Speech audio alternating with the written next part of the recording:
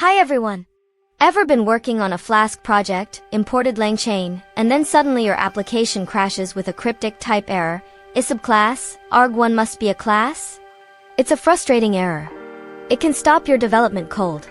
But don't worry, you are not alone. This is a common issue. It often pops up when mixing powerful libraries like langchain with web frameworks like Flask. Today, we're going to break down exactly what this error means. More importantly, we'll walk through the simple steps to fix it. You'll get your Flask and langchain applications running smoothly again. First, let's understand what this error means. The message type error, issubclass, arg1 must be a class comes from Python's issubclass function.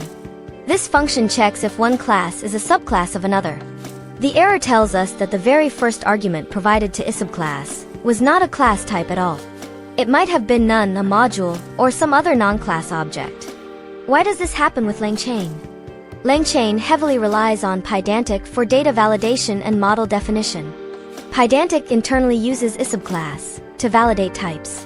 When Pydantic gets confused about a type, perhaps due to a missing or incorrectly loaded dependency, this type error appears. It's not usually your Flask code directly. It's often a deeper dependency problem. This leads us to the real culprit, version conflicts.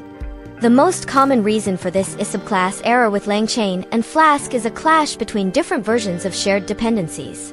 Specifically, Pydantic and typing underscore extensions are often involved.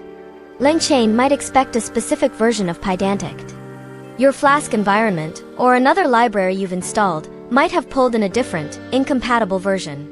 Or, your typing underscore extensions library might be outdated or conflicting. Typing underscore extensions provides backports of new typing features. Pydantic uses these. When these versions don't align, Pydantic can fail to correctly resolve types.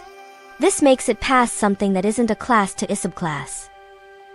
The fix usually involves managing these dependencies carefully. So, how do we fix it? Let's go through the solution, dependency management. 1. Use virtual environments.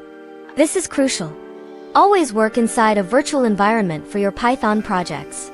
It isolates your project's dependencies from your global Python installation. This prevents conflicts between different projects. To create one, run python venv. Then activate it. Source venv/bin/activate on macOS/Linux, or venv\scripts/activate on Windows. 2. Perform a clean reinstallation. Once your virtual environment is active, the best first step is to clean out potentially conflicting packages. Run pip uninstall Pydantic typing underscore extensions langchain y. The y flag answers yes to any prompts. After uninstalling, perform a fresh installation. Simply run pip install langchain flask. This command will automatically pull in compatible versions of Pydantic and typing underscore extensions that langchain requires. 3. Pin specific versions, if needed. If a clean install doesn't work, you might need to explicitly specify known good versions. This is less common but sometimes necessary. You can check langchain's official documentation or GitHub issues for recommended Pydantic or typing underscore extensions versions. For example, you might try pip install Pydantic == 1.10.13 typing underscore extensions == 4.9.0 langchain Flask. These are example versions. Always verify the latest compatible ones. 4. Check requirements.txt. If you have a requirements.txt file, make sure it's up to date and doesn't contain conflicting version pins.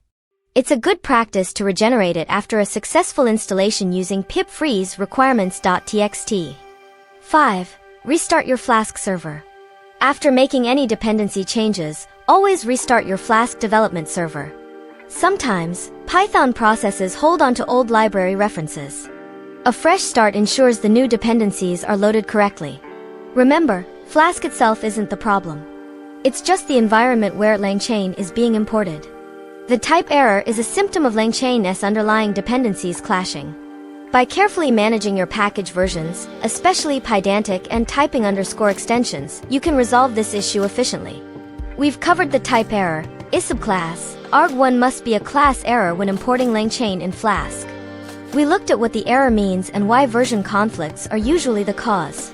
Most importantly, we walked through the practical steps to fix it, focusing on virtual environments and clean dependency management.